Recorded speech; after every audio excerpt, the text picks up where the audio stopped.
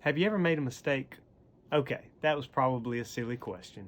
But let me ask this. Have you ever made a mistake and then maybe days, months, even years later gone back and done the exact same thing? It was almost as if you had never learned the lesson in the first place. Well, in our reading today, Abraham actually commits the same mistake he made previously in Genesis chapter 12.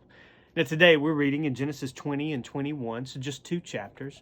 But this story, though glossed over many times, is very important, not only to the story of Abraham, but even to the story of faith for us as believers in Jesus Christ. Come with me to Genesis chapter 20, and let's pick up before the birth of Isaac in Genesis 21. We're in Genesis chapter 20, but looking forward to that birth of the promised son. Genesis chapter 20, verse 1 says, "Now Abraham journeyed from there toward the land of the Negev." Now this is after the destruction of Sodom and Gomorrah, "and settled between Kadesh and Shur.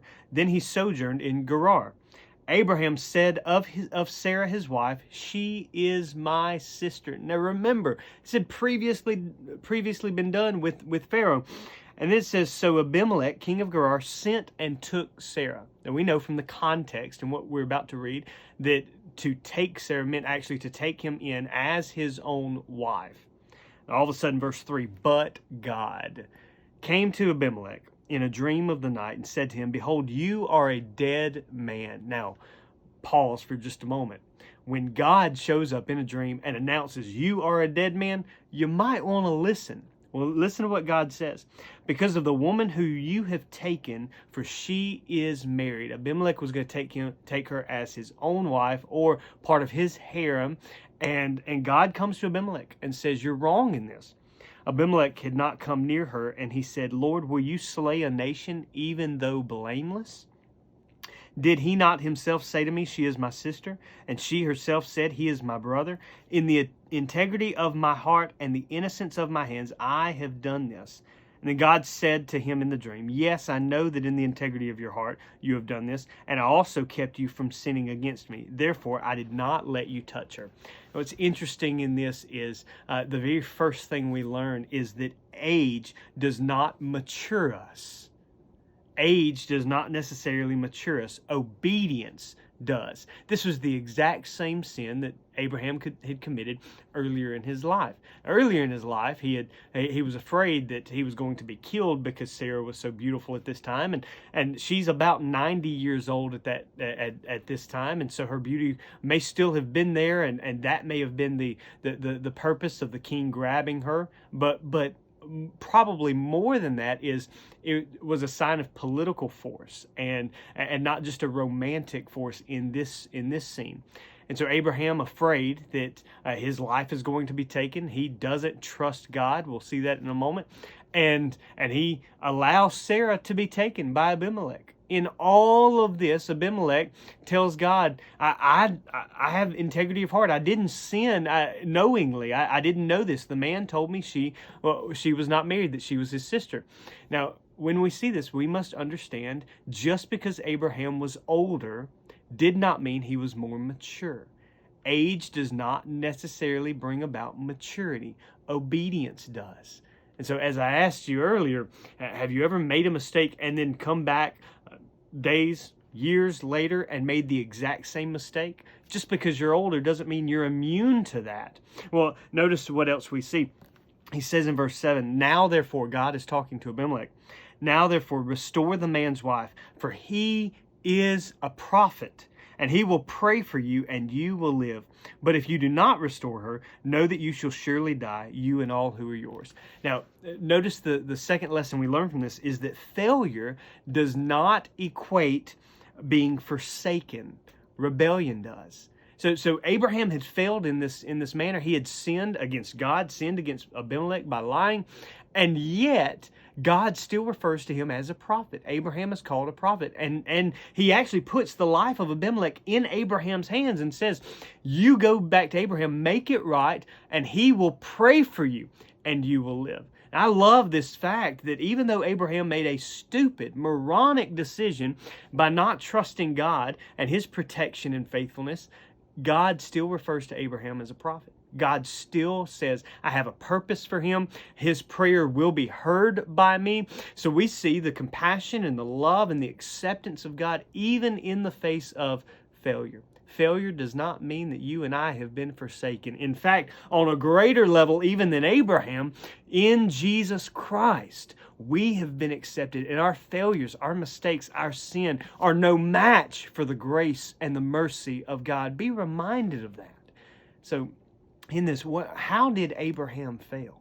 Well, what was it that we need to watch for in guarding our lives against these moral failures? Well, notice, jump down to verse 10 with me. Abimelech, in his conversation with Abraham, here's what he says.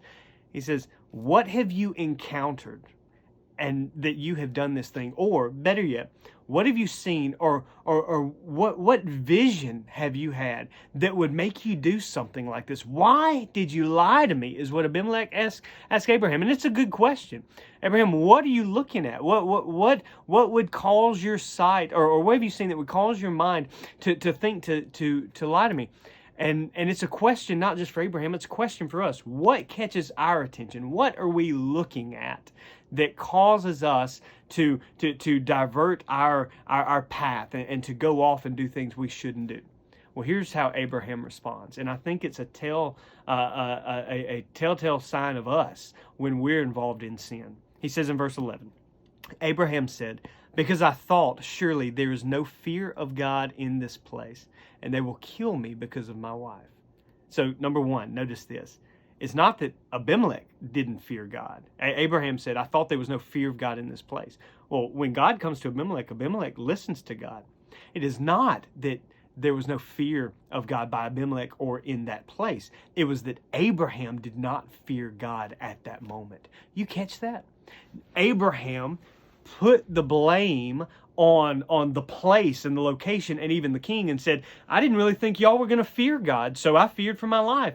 But the truth is, if Abraham had had a healthy fear, a reverential fear that God was going to keep his promise, then of course he wouldn't have gotten into sin or lied about Sarah. The question many times for us as believers is, are we walking in faith or walking in fear of the world? See, a healthy fear of God is what leads us to faith. But when we fear the world, that takes away our faith in God. Notice also what he does. So first, there's a lack of faith or lack of fear of God. Verse 12, he says, besides, she actually is my sister, the daughter of my father, but not the daughter of my mother, and she became my wife. So now Abraham is saying, okay, I'm going to justify it a little bit. Yeah, I didn't think you were going to fear God, so there's justification number one. Justification number two is, I really didn't lie because she is doing exactly what he did with Pharaoh earlier in Genesis chapter 12. I really didn't lie, so this is my excuse. And many of us are so content on making excuses rather than walking in obedience. So there was a lack of fear of God and lack of faith. There was making excuses, half-hearted excuses, justifications for his own sin. But then look at verse 13. And it came about when God caused me to wander from my father's house, that I said to her, this is the kindness which you will show to me. Everywhere we go, say of me, he is my brother.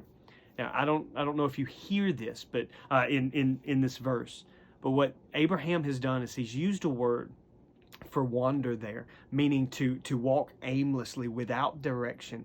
Every time it's used in the Old Testament, it's always used in the negative sense, as if there was no purpose or to cause harm. And he says, God has caused me to wander, not in the sense of I'm following him and directing him. He's blaming God. Now let me ask you this: when we make poor choices or bad decisions to follow in sin and follow in rebellion against God, is this not the path or the progression of sin in our life? We first have a lack of reverence, fear of God, or lack of faith in what God has given us or provided for us. Second, don't we justify? Hey, I'm really okay here. She really is my half sister. Or we justify, I deserve this, or I want this, or it's not going to hurt anybody. And then finally, don't we just end up blaming God? God, you caused me to wander. God, you caused me to be on this path. So everything that I'm doing, I'm just going to put it on you. Because you're the one who knew this was going to happen. You're the one who had everything planned out. And so you knew I would do this, so it's your fault, God. And I know I've been there in my own life. I've done things that I shouldn't have done and just put the blame on God and saying, God, you deal with it. And what we see in this is a lack of faith in God that leads to excuses and leads to blaming God, where God has done nothing but given us compassion and mercy and grace. So what do we do in the midst of this?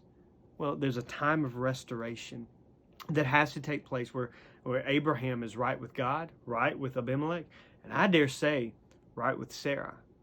But we see that restoration take place, but then we also see that there had to be the activity of, and not just the attitude, but the activity, the action of faith, that he would continue to trust God's plan in providing a son. What we find in chapter 21 is this. Then the Lord took note of Sarah as he had said, and the Lord did for Sarah as he had promised. So Sarah conceived and bore a son to Abraham in his old age, at the appointed time of which God has spoken to him. What we see is that there is this commitment and this activity where Abraham was to act in faith, Sarah was to act in faith. Now, why does this matter? Why would chapter 20 matter in the first place? You see, we many times gloss over this. We just rush past it. But remember, if Abimelech had touched Sarah, if Abimelech had gone into Sarah in a sexual manner, then from that moment, there would always be this question of, okay, did the Messiah really come from Abraham or Abimelech?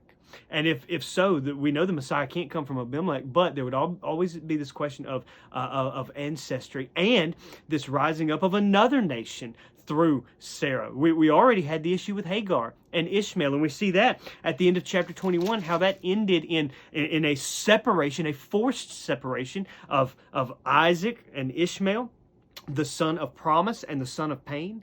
And even though God does take care of Hagar and Ishmael and allow a mighty nation, the Arabic people, to come from there, we see that God's plan for his chosen people was through Isaac, and that the Messiah would come through this. Genesis 20 and 21 is a messianic passage. It is a passage that points us to Christ.